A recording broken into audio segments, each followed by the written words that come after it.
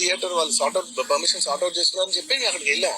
అక్కడికి వెళ్తే పోలీసులే క్లియర్ చేస్తున్నారు అక్కడ. So it is understood that everything is sorted. నేను వాళ్ళ డైరెక్షన్ లోనే వెళ్తున్నాను.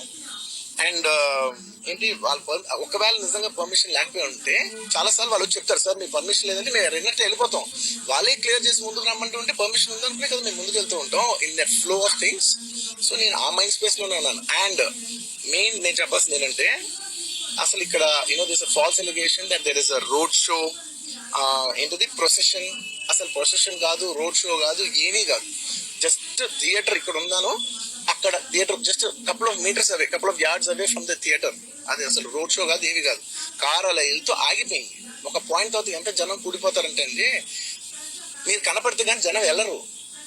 బౌన్సర్లు కానీ ఎవరన్నా పోలీస్ కానీ అందరూ అడుగుతారు, సార్ మీరు ఒక్కసారి వేవ్ చేసేయండి సార్ వెళ్ళిపోతారంటే మేము మామూలుగా ఎప్పుడు బయటకు వచ్చి అందరికి వేవ్ చేస్తాం. అది నేనే కాదు, ఎనీ లీడర్, ఎనీ సెలబ్రిటీ ఎవరైనా అడగండి, మనం వేవ్ చేస్తేనే వాళ్ళందరూ జరుగుతారు. ఓకే ఓకే చూసాం సాటిస్ఫాక్షన్, అప్పుడు they start moving away.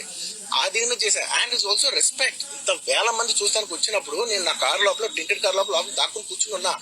But అంతమంది అంతమంది వచ్చినప్పుడు వాళ్ళకి ఏం కావాలి? హీరోది ఒక గ్లిమ్స్ కావాలి అంతే. అది కూడా ఇవ్వకపోతే నేను ఎంత ఆరగెంట్ కింద ఉంటుంది. ఇంతమంది ప్రేమ చూస్తే నా కారు మీద కూర్చున్నారులే అనుకుంటాను నేను.